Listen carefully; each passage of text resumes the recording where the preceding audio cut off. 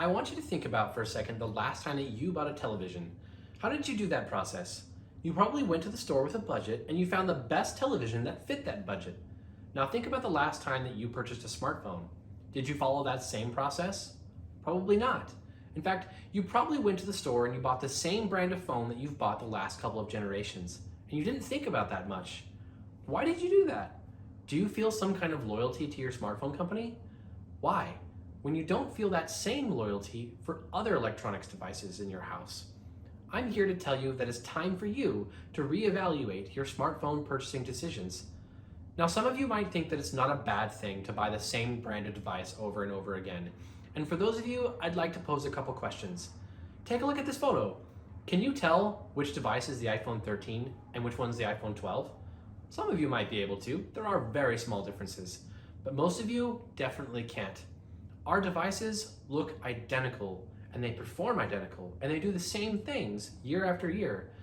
Think, is there anything that my new phone does that my old phone didn't do? Odds are it's probably no. There are a few exceptions here or there, but for the most part, it does the exact same things, just a little bit faster.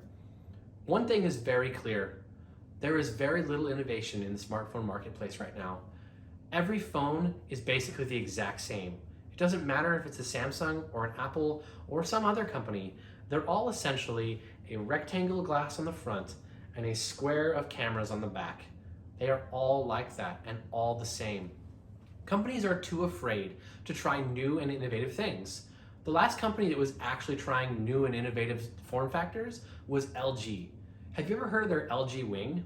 Most of you probably haven't, but it was a really cool device. Its screen flipped open, and when you were recording video, it acted like a stabilizing gimbal, a really nice feature for vloggers.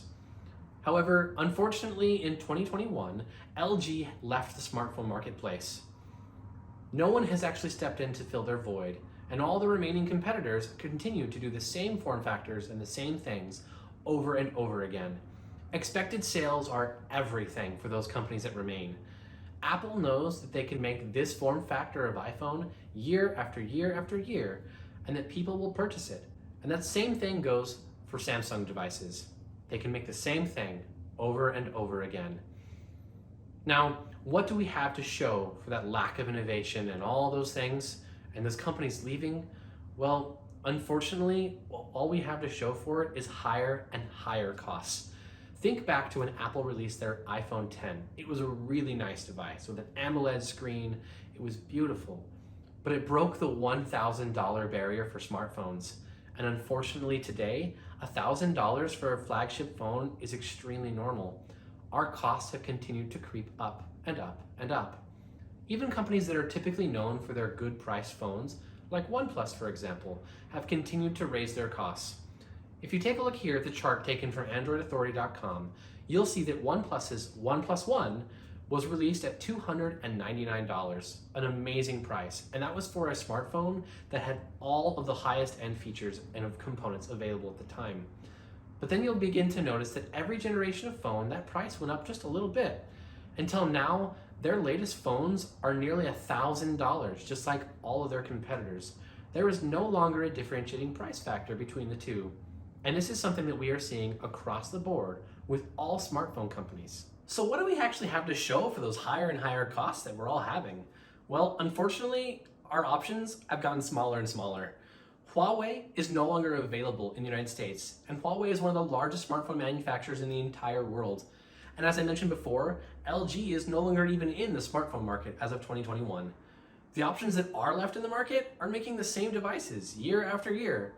Things are looking very bleak. And I have one question for you. Are you and me actually causing part of this problem? All of us have heard the saying, you vote with your wallet. So what have you actually been spending your money on? Well, in a 2019 study, we see that 74.6% of users who bought iPhones this time also bought iPhones last time. And nearly 70% of people who bought a Samsung phone this time bought a Samsung phone last time.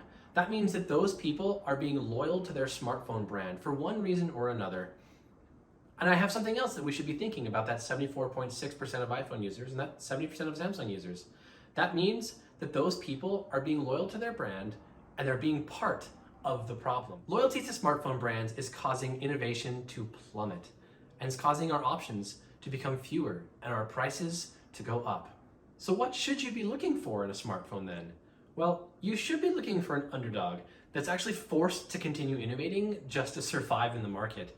You should be looking for a phone that's actually really smart. You should be looking for a personal phone that's, actually really personal. You should be looking for the Pixel 6. The Google Pixel 6, unlike most devices on the market, really checks all the boxes for being a truly great device. With Google's first in-house built processor, their Google Tensor, the Google Pixel 6 has the most powerful GPU of any device on the market. And with their Titan M2 security chip, it's also one of the most secure devices on the market. And unlike most companies, Google actually takes that power and utilizes it to do things that are truly wonderful and bring new skills to the table. So let's think about their camera system. Most cameras really struggle to get accurate skin tones, but Google has put so much effort and took all that power into making sure that their camera system captures your skin for what it really looks like. And speaking of that, Google's Material You design language takes any background that you put on your phone and changes all of the colors and icons and everything to match the style that you're looking for. It's truly a unique and personal device. It's a smartphone that's actually really smart. With Google's At a Glance feature, the Pixel is able to take information that you need now and actually deliver it to you now before you actually have to go look for it. That information could be things like, how long is it going to take me to drive to work with current traffic patterns? When should I leave my house to get there on time? Or I need my ticket for my plane or my train. And it's right there on my home screen without me having to go find my email. The Google Pixel 6 is also the most fluent smartphone in the world. With all the languages that Google Translate supports, you're able to download them directly to the phone and able to have real-time, fluent conversations with people in other languages. And all of that is available with no internet connection, unlike almost any other device on the market. If all of that isn't enough to convince you that the Google Pixel 6 should be your next phone, then let's take this fact for example. The Google Pixel 6 starts at $599. With all of that power and all of those features and that extremely competitive price point, how could you not want this for your next device? Let's go back to that question I asked you at the very beginning. Are you really taking a budget and going into the store and finding the best smartphone that fits you? Most of you aren't. So next time that you actually go and you need a new device, I challenge you to find the one that fits you personally and the one that's going to see you for who you really are. I challenge you to think about a new smartphone brand. I challenge you to think about Google.